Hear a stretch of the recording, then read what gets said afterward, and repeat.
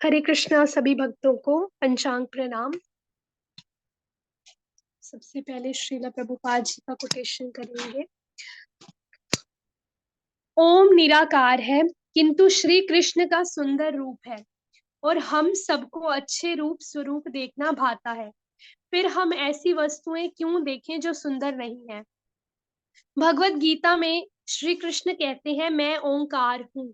तो एक दृष्टि से श्री कृष्ण और ओंकार एक ही है। मैं श्री कृष्ण को बहुत सुंदर और युक्त देखता हूँ, लेकिन मैं ओंकार में वह नहीं देखता। इसलिए मेरी प्राथमिकता श्री कृष्ण ही की होनी चाहिए। हरे कृष्णा। माता जी भगवत।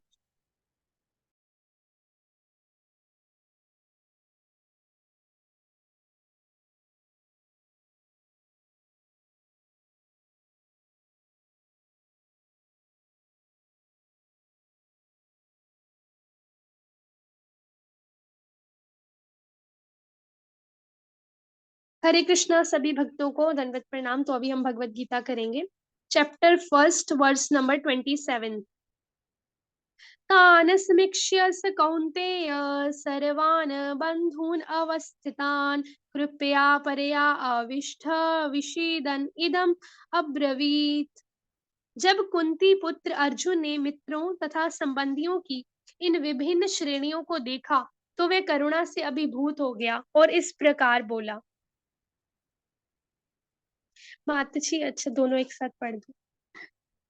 अर्जुन उवाच दृष्टमं स्वजनं कृष्ण युयुत्सुं समुपस्थितं सीदन्ति मम गत्राणि मुखं च परिशुष्यति।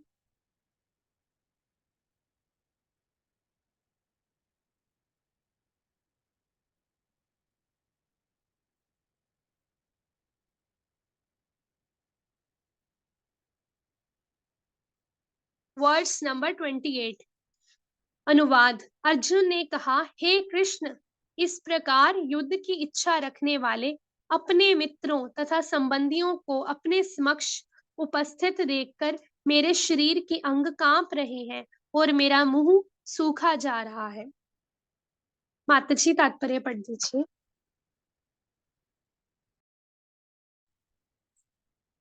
तात्पर्य जगत गुरु श्रील प्रभुपाद द्वारा श्रील प्रभुपाद की जय। यथार्थ भक्ति से युक्त मनुष्य में वे सारे सद्गुण रहते हैं जो सत्य पुरुषों या देवताओं में पाए जाते हैं, जबकि अभक्त अपनी शिक्षा तथा संस्कृति के द्वारा भौतिक योग्यताओं में चाहे कितना ही उन्नत क्यों ना हो, इन ईश्वरीय गुणों से विहीन होता है। अतः स्वजनों, मित्रों तथा संबंधियों को युद्ध भूमि में देखते ही अर्जुन उन सबों के लिए करुणा से अभिभूत हो गया जिन्होंने परस्पर युद्ध करने का निश्चय किया था। जहां तक उसके अपने सैनिकों का संबंध था, वह उसके प्रति प्रारंभ से दयालु था, किंतु विपक्षी दल के सैनिकों की आसन्न मृत्यु को देखकर वह उन पर भी दया का अनुभव कर रहा था। और जब वह इस प्रकार सोच रहा था तो उसके अंगों में कंपन होने लगा, मुंह सूख गया। उन सबको युद्धाभिमुख देखकर उसे आश्चर्य भी हुआ। प्राय सारा कुटुंब अर्जुन के सगे संबंधी उससे युद्ध करने आए थे। यद्यपि इसका उल्लेख नहीं है, किंतु तो भी सहज अनुमान लगाया जा सकता है कि ना केवल उनके अंग कांप रहे थे और मुंह सूख रहा था, अपितु वह दयावश रुदन भी कर रहा था। अर्जुन में ऐसे लक्षण किसी दुर्बलता के कारण नहीं, अपितु हृदय की कोमलता के कारण थे, जो भगवान के शुद्ध भक्त का लक्षण है।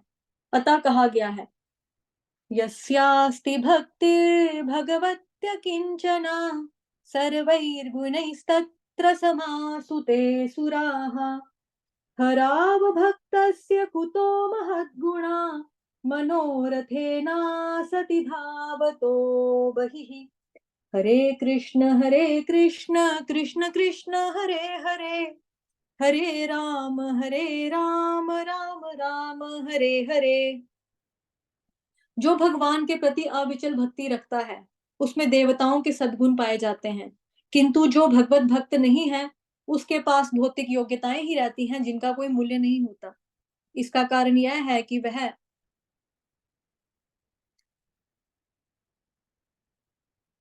मानसिक धरातल पर मंडराता रहता है और ज्वलंत माया के द्वारा अवश्य ही आकृष्ट होता है। Srimad Bhagavatam canto number 5 chapter number 18 verse number 12। 5वें स्कंद का श्रीमद् भागवतम महापुराण का 5वां स्कंद 18वां अध्याय 12वां श्लोक संख्या। थैंक यू माता जी। तो पहले उसके लिए हम थोड़ा सा कल वाला रिवाइज करेंगे कि कल हमने क्या पढ़ा कि जो जैसे ही भगवान श्री कृष्ण जो अर्जुन का रथ दोनों सेनाओं के बीच में लेकर गए तो उन्होंने कहा कि तुम सबको देखो, है ना, कि यहाँ पर एकत्र सभी कुरुओं को, कौरवों को देखो, है ना। तो उसके बाद कल के वर्ष में हमने पढ़ा कि अर्जुन ने क्या किया, दोनों सेनाओं के बीच में अपने सभी रिलेटिव्स को देख लिया, ठीक है, अपने रिलेटिव्स, कौरवों के रिलेटिव्स जो जिसको वो खुद के रिलेटिव्स मानते थे, ठीक है, पुत्रों पुत्रों मित्रों, असुरों, चाचाओं, मामाओं, गुरुओं, शुभचिंतकों, सबको देख लिया, ठीक है। तो अभी आज का वर्ष में हमने देखा है, 2 वर्ष किए आज हमने, 27 एंड 28। 27 में है कि जब कुंती पुत्र मतलब कुंती के पुत्र है ना अर्जुन, तो कुंती पुत्र अर्जुन ने जब सभी मित्रों, संबंधियों, अपने रिलेटिव सबको देखा वहां पे खड़े हुए, तो वो उनको क्या हुआ, दया आ गई, वो करुणा से अभिभूत हो गया, ठीक है, और इस प्रकार बोला।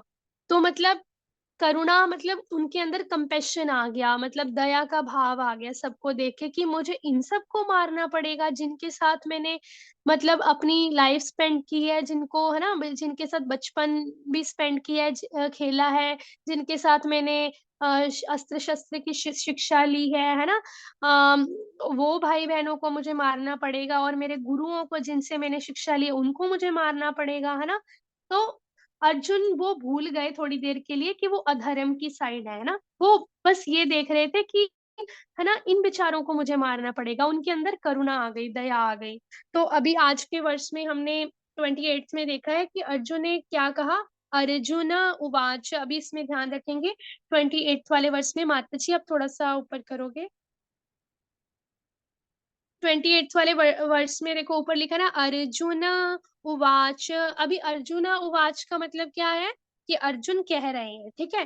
पहले था संजय उवाच जिसमें संजय धृतराष्ट्र को बता रहे हैं, अभी क्या है, अर्जुन उवाच। तो अभी अर्जुन क्या कह रहे हैं, किसको, भगवान श्री कृष्ण को कह रहे हैं कि इन सबको देख कर ना, अब मित्रों, संबंधियों, रिलेटिव्स को देखकर, जो भी यहाँ पे प्रेजेंट है, उपस्थित हैं, उनको देखकर मेरे जो शरीर के अंग है ना कांप रहे हैं, मतलब मुझे शिवरिंग हो रही है, और मेरा मुंह है जो वो सूख रहा है। मतलब कैसे सूखता है, जब हमें कुछ घबराहट सी होती है तो हम कैसे गला गला सूखने लग जाता है, मतलब टाइप ऑफ स्वेटिंग टाइप होने लग जाती है ना। तो वैसे ही अर्जुन को फील होने लग गया, ठीक है।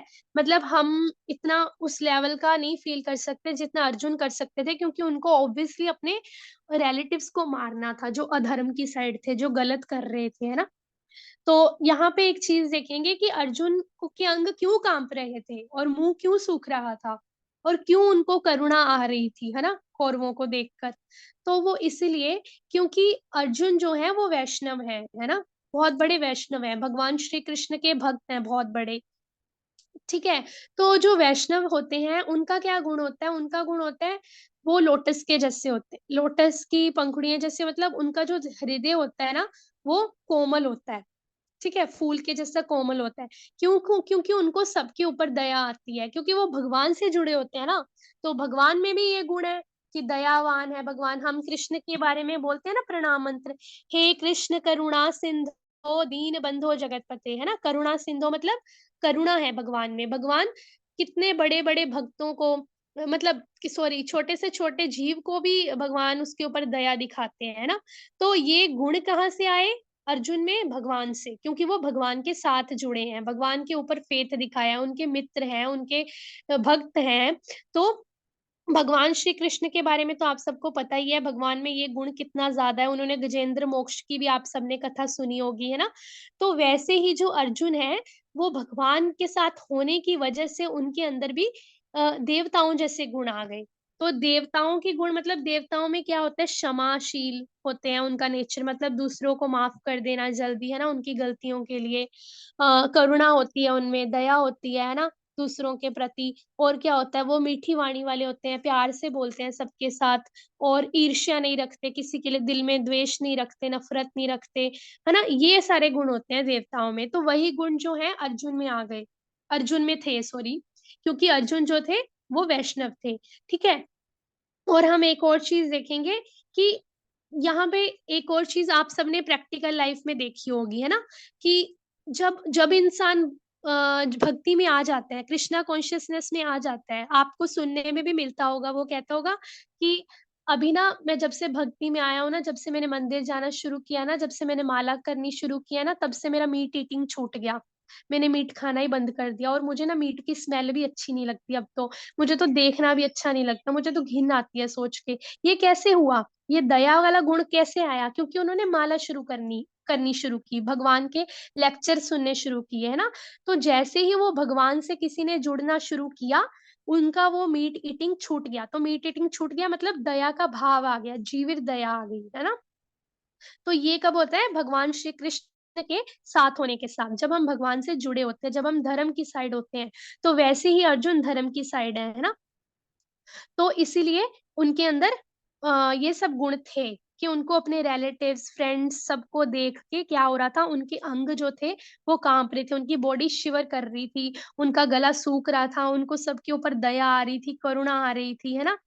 तो एक और चीज़ देखेंगे, कहते हैं कि जो इंसान है अपनी भौतिक ज़िंदगी में, है ना, योग्यताओं में चाहे कितना भी क्यों ना प्रोग्रेस कर ली हो, जैसे कोई डॉक्टर बन गया हो, चाहे ही कोई इंजीनियर बन गया हो, है ना, बहुत बड़ा बिज़नेसमैन बन गया हो, है ना, उसकी लोग वाह-वाह करते हो कि वाओ! ये तो बहुत बड़ा बिज़नेसमैन है ना, इसने तो अपनी लाइफ़ में बहुत मेहनत की है।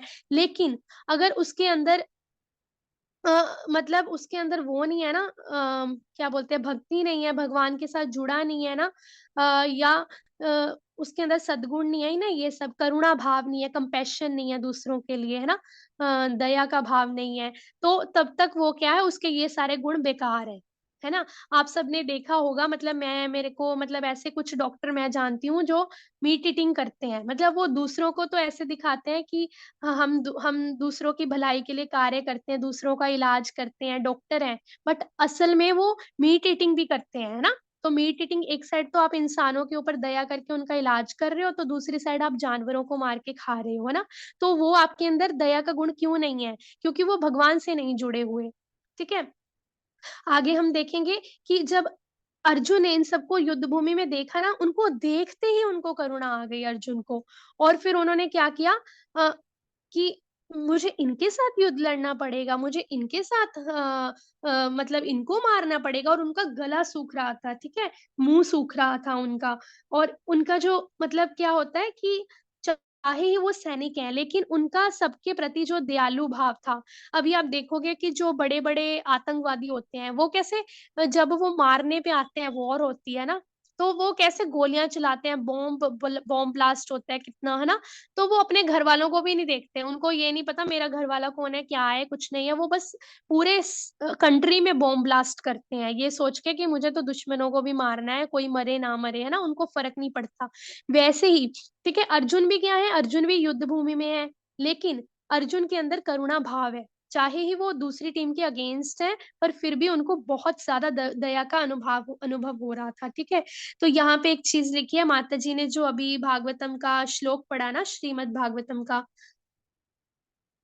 तो यहाँ पे क्या लिखा है कि अर्जुन में ऐसे लक्षण किसी दुर्बलता के कारण नहीं, अपितु हृदय की कोमलता के कारण था। हाँ, अभी यहाँ पे आप सब इस चीज़ को बस मिसअंडरस्टैंड मत करना कि अर्जुन तो वीक थे, वो तो कमज़ोर होंगे, इसीलिए उनके अंदर ये सब हो गया, है ना? वो डर गए दूसरों को देख के कि मैं कैसे लड़ूँगा, ये तो बहुत स्ट्रॉन्ग है। तो ऐसा कुछ भी नहीं था, ठीक है? पहली बात तो उन्होंने भगवान श्री कृष्ण पे फुल फ़ेथ दिखाया है, ठीक है? उनको ओवर सेना नहीं चाहिए थी, उनको बस भगवान श्री कृष्ण इनफ थे। तो सोचो, जिनको भगवान श्री कृष्ण इनफ हैं, तो उनको क्या ही डर लगेगा दूसरी सेना से, जिसमें बड़े-बड़े भीष्म पितामह, गुरु द्रोणाचार्य, दुर्योधन ये सब हैं, तो उनको क्या ही डर लगेगा, है ना, सेना से। तो उनके अंदर ये नहीं कि कोई वीकनेस की वजह से वो डर रहे थे, या मतलब उनको डर लग गया उनकी पावर देख के, नहीं। अर्जुन जो थे बहुत बड़े सेना थे, जैसे कि हमने पिछले वर्ड्स में भी पढ़ा कि अर्जुन महायोद्धा थे, ठीक है? और वो उनके फेवरेट भी थे गुरु के। क्यों फेवरेट थे? क्योंकि वो बहुत ज़्यादा परफेक्ट थे, ठीक है? हर चीज़ में। तो यहाँ पे लिखा है क्योंकि उनके दिल सॉफ्ट था, हृदय की तरह कोमल था, तो दैट्स व्हाई वो जो थे अ लड़ना मतलब लड़ने के लिए मतलब ये हो रहा था उनको, मतलब शरीर के अंग काँप रहे थे इस वज़ह से, ठीक है?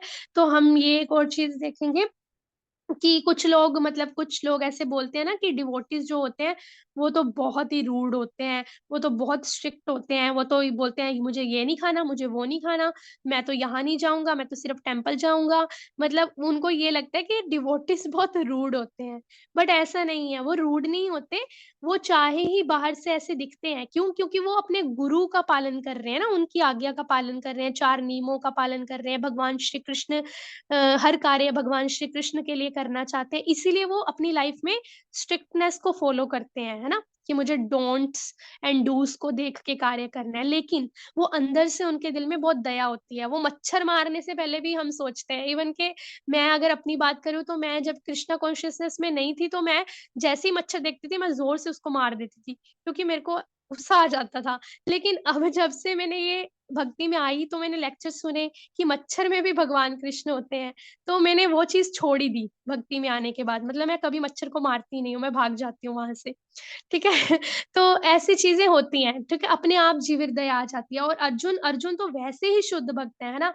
उनके साथ तो कोई कंपैरिज़न ही नहीं है हमारा, वो तो बहुत बड़े शुद्ध भक्त हैं, तो उनके तो ऑब्वियसली उनको तो दया का भाव आना ही था। तो ठीक है इतना ही रखेंगे। माता जी आप कुछ ऐड करना चाहते हो? हरे कृष्णा माता जी, बहुत अच्छा कराया आपने। तो जैसे अभी कुछ हम पढ़ रहे थे अभी की, मतलब एक तरह की रिवीजन बताती हूँ मैं पहले थोड़ा सा, कि अर्जुन ने पहले भगवान श्री कृष्ण को बोला कि आप रथ को लेकर चलो, मैं देखना चाहता हूँ कि कौन कौन युद्ध की इच्छा से यहाँ पर इकट्ठे हुए हैं। तो एनालिसिस करने के लिए अर्जुन वहां पर पहुंचे। हालांकि भगवान जानते हैं, क्योंकि वो अंतर्यामी है, ज्ञानी ज्ञानी है, उनको तो सब पता है, जानी जाना है ना कि क्या होने वाला है। और भगवान इन अ वे ही इज इंडिकेटिंग कि ना, हालांकि तुम कुछ बोल रहे हो तो मैं, कि आप मेरे रथ को लेकर चलिए, तो मैं देखना चाहता हूँ कि कौन कौन युद्ध की इच्छा से यहाँ पर इकट्ठे हुए हैं। लेकिन भगवान जानते हैं अब ये देखकर अर्जुन जो है वो कंफ्यूज होने वाला है। तो इसके लिए भगवान जी ने रथ खड़ा किया। किसके आगे, किन के आगे खड़ा किया था? द्रोणाचार्य के आगे और भीष्म पितामह के आगे। भगवान जानते हैं कि कब कहाँ पर क्या करना है, तो उनको सब कुछ पता है कि मुझे किसके सामने रथ को खड़ा करना है। तो भगवान जी ने उन्हीं के सामने जाकर रथ खड़ा किया, क्योंकि उनको मालूम है कि अर्जुन अब बहुत ज्यादा वीक फील करेंगे। तो अर्जुन जब बहुत ही भ्रमित हो गए, और उनके ऊपर भौतिक आसक्ति है उनकी, किसके प्रति? भीष्म पितामह के प्रति और द्रोणाचार्य के प्रति। और ये अब उनके ऊपर हावी होना शुरू हो गई।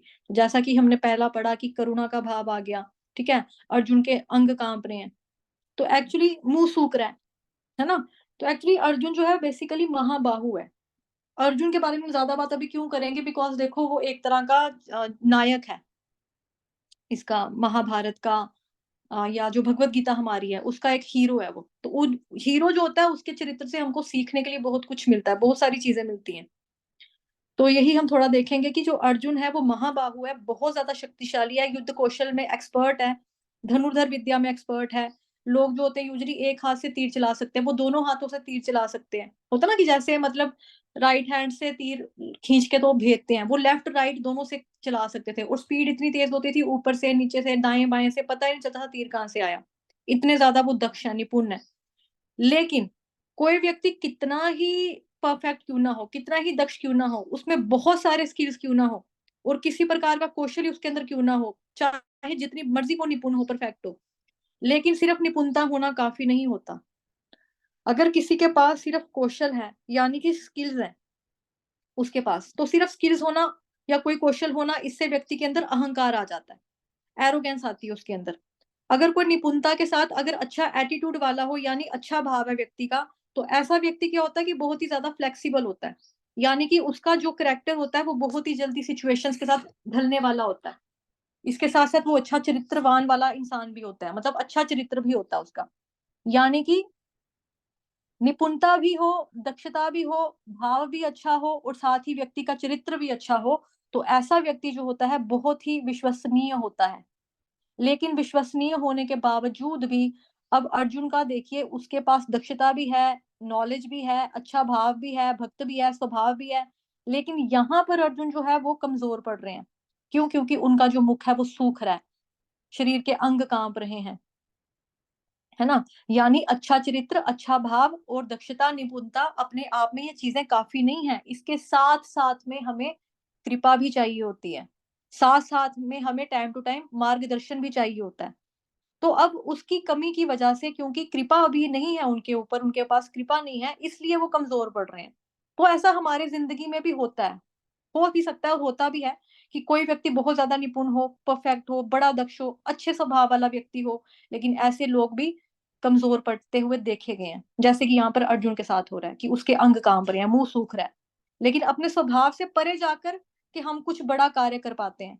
और यही भगवान श्री कृष्ण अर्जुन के साथ करेंगे आने वाले अध्यायों में, चैप्टर्स में जो हम पढ़ेंगे, जो चर्चा चलेगी, तो चर्चा ऐसी होगी कि भगवान श्री कृष्ण उसके स्वभाव के अनुसार जो उसको करना चाहिए उसके लिए अर्जुन को बाध्य करेंगे, प्रेरित करेंगे कि हाँ तुमको करना चाहिए।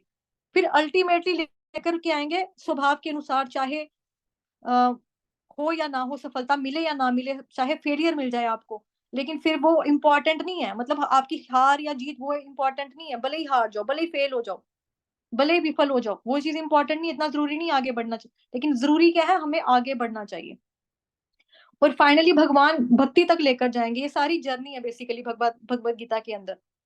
तो अपने स्वभाव के अनुसार कार्य करना और फिर अल्टीमेटली अपने स्वभाव के परे जाकर अपनी आध्यात्मिक स्वभाव में स्थित हो जाना, तो ये उसकी जर्नी है, ये सफर है श्रीमद् भगवत गीता का। तो यहाँ पर अर्जुन का स्वभाव क्या है? बिकॉज वो सॉफ्ट हर्टेड है, कोमल हृदय वाला व्यक्ति है। तो कोमल हृदय वाला व्यक्ति अर्जुन है, इसीलिए उसने क्या किया, अपने स्वजनों को, परिजनों को देखकर कि जैसा ये श्लोक में लिखा है ना, स्वजनं कृष्ण युत्सुम, युद्ध के लिए ये लोग अग्रसर हो रखे हैं। मैंने कभी नहीं सोचा था कि मेरे रिश्तेदार, मेरे सगे संबंधी, मेरे भाई बंधु इस तरह से युद्ध के लिए पूरे तैयार होकर आ जाएंगे मेरे सामने। उनको ऐसा देखकर अर्जुन का जो दिल है बेसिकली वो द्रवित हो रहा है, कमजोरी आ रही है, उसकी वजह से शरीर में कंपन हो रहा है, मुंह सूख रहा है। तो इस कंडीशन को देख करके तो उसका स्वभाव क्या है, बेसिकली हृदय की कोमलता। तो प्रभुपाद जी यहाँ पर अर्जुन की दो चीजें लेकर चल रहे हैं। एक एक्सपेक्ट है भक्त का, कि भक्त का स्वभाव ही होता है, उसका हृदय कोमल होता है, ये भक्त का नेचर है। लेकिन साथ साथ में ये भक्त के स्वाभाविक रूप से, भक्त भी स्वाभाविक होना चाहिए कि उसका दिल जो है बेसिकली कोमल है। तो इसके साथ साथ प्रभुपाद जी एक दूसरा पर्सपेक्टिव लेकर भी आ रहे हैं तात्पर्य के अंदर, कि ऐसा व्यक्ति जिसका हृदय कमजोर हो जाता है, यानी कि हृदय की दुर्बलता आ जाती है उस व्यक्ति के अंदर, तो हृदय की दुर्बलता की वजह से, हृदय की कोमलता की वजह से ऐसा व्यक्ति जो करना होता है उस व्यक्ति को, वो चीज नहीं कर पाता। कभी कभी हमें हार्ड भी होना पड़ता है, ऑफ कोर्स। जो व्यक्ति बड़ा ही सरल हृदय का है उसके लिए बहुत मुश्किल होता है कि वो अपने दिल को मजबूत बना ले, इस तरह से अपने दिल को हार्ड कर ले। लेकिन कभी कभी हमें ऐसा करना पड़ता है। जैसे हनुमान जी का अगर हम एग्जाम्पल देखें, हनुमान जी का स्वभाव क्या है, बहुत ही ज्यादा हम्बल, विनम्र और बहुत ही ठंडे, कूल नेचर के हैं, एकदम से शांत हैं। लेकिन जब राम जी की सेना में क्रोध जो था, उन्होंने उसको अपना भी लिया और उसको छोड़ भी दिया। तो इसलिए वो अपने स्वभाव के परे जाना, ये भी वास्तव में जरूरी है। मतलब अगर उनको क्रोध नहीं उत्पन्न होता श्री राम की सेवा के प्रति, कि मतलब ऐसा किया, तो वो लंका कैसे फूकते, लंका कैसे जलाते, है ना? और कृपा की आवश्यकता कैसे होती है? इवन व्यक्ति के पास स्किल भी हो, नॉलेज भी, उसका एटीट्यूड भी हो, चरित्र भी हो, फिर भी। तो ये जरूरी चीज है, ठीक है। और साथ ही हमने ये जो श्लोक देखा कि यस्यास्ति भक्तिर्भगवत्य किंचन सर्वैः गुणैस्तत्र समासते सुराः हरावभक्तस्य कुतो महद्गुणा मनोरथेना सति धावतो बहिः। तो इसमें बताया गया बेसिकली कि जो भगवान की भक्ति करते हैं ना, उसके अंदर सारे दैवीय गुण ऑटोमेटिकली प्रकट हो जाते हैं, आ जाते हैं। और जो अभक्त होता है उनके अंदर ये गुण नहीं पाए जाते हैं, उनके पास नहीं है। जो स्किल्स है, जो टैलेंट है, वो खाली अपने लिए इस्तेमाल करते हैं, क्योंकि वो सेल्फिश होते हैं, इसलिए वो खाली अपना सोचते हैं, वो दूसरे का बिल्कुल भी नहीं सोचते हैं। तो जो लोग ऐसा सोचते हैं बेसिकली वो भगवान जी के साथ खुद को कनेक्ट नहीं कर पाते, उनका कनेक्शन समझ में नहीं आता कि हमारा, हम मतलब वो आता ना, संबंध क्या है हमारा भगवान जी के साथ, अभिधेय प्रयोजन क्या है। उनको ये चीजें, बेसिक चीजें पता नहीं चलती हैं, कनेक्शन समझ नहीं आता, और वो अपने स्किल्स को, अपने टैलेंट को क्या सोचते हैं, ये मेरा है। बट ये सारा का सारा जो कुछ भी होता है ये टेम्पररी होता है, परमानेंट नहीं होता। अब जैसे कोई कहता है कि मैं बहुत अच्छा इंसान हूँ, मैं चोरी नहीं करता, मैं झूठ नहीं बोलता, मैं किसी को चीट नहीं करता, ये एक रिलेटिव सत्य है। लेकिन जो यूनिवर्सल ट्रूथ है, मतलब कि जिसके बारे में सच्चाई है और जिसको सबके बारे में सबको पता होना चाहिए, बट कई लोग जो है उस सच्चाई से अनजान रहते हैं। वो सच्चाई क्या है कि हम आत्मा हैं, हम शरीर नहीं हैं। कृष्ण हमारे भगवान है, कृष्ण परम पिता हैं, हम उनके नित्य दास है। यही चीज एक परम सत्य है। जीवेर स्वरूप होए कृष्णेर नित्य दास, चैतन्य चरितामृत मध्य लीला खंड 20वां का 108 नंबर का श्लोक है ये, कि आत्मा जो है स्वाभाविक रूप से भगवान जी की नित्य दास है या दासी है। ये परम सत्य है। इसका ज्ञान होना बहुत ज्यादा जरूरी है। तो वैष्णव जो है वो करुणामयी होते हैं। तो हाँ माता जी, ठीक है, ओके। तो अ,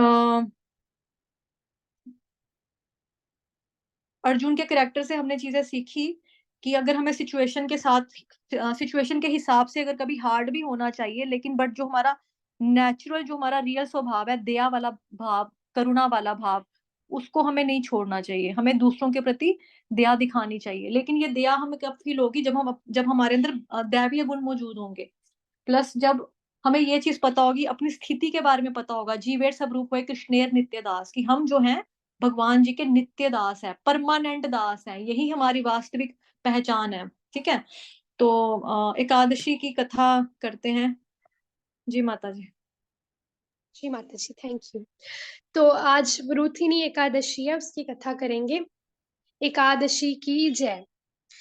वैशाख मास के कृष्ण पक्ष में आने वाली वरुथिनी एकादशी का महात्म्य भविष्योत्तर पुराण में श्री कृष्ण और महाराज युधिष्ठिर के संवाद में कहा गया है।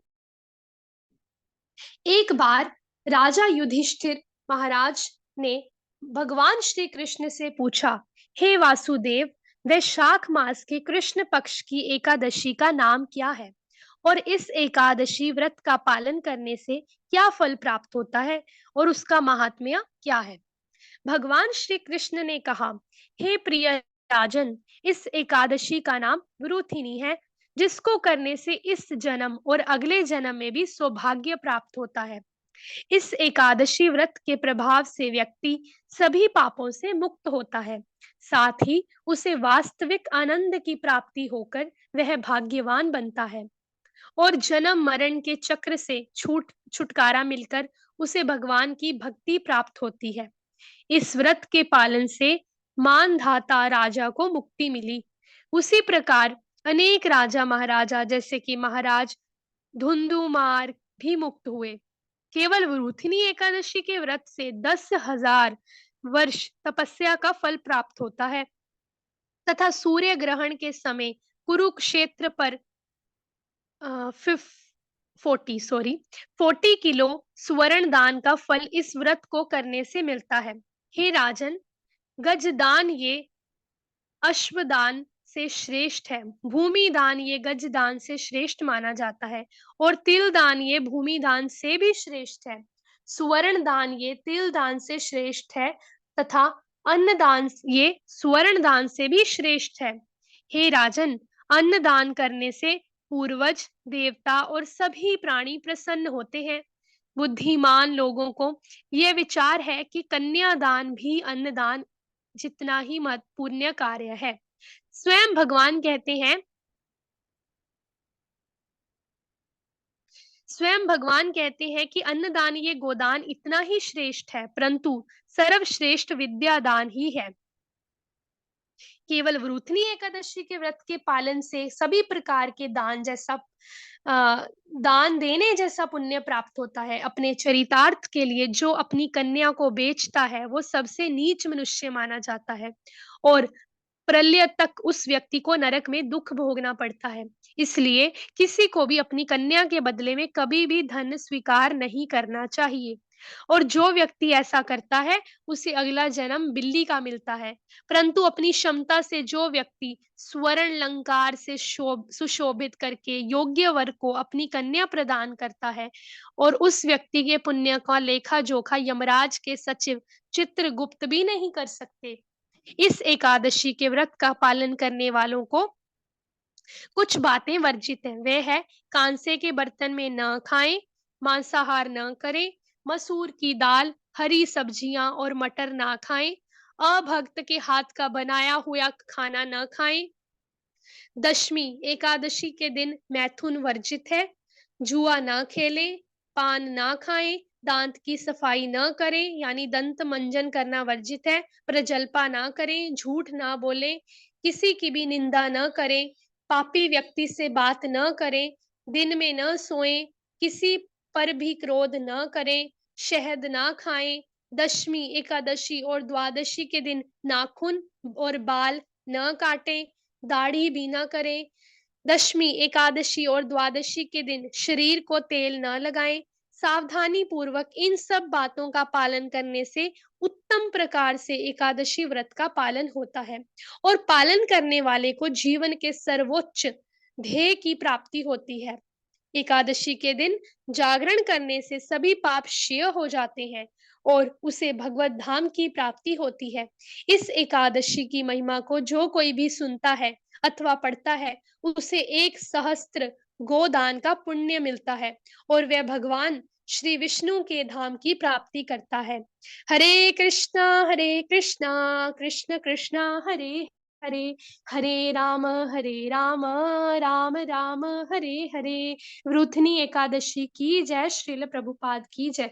हरे कृष्णा माता जी, पंचांग प्रणाम।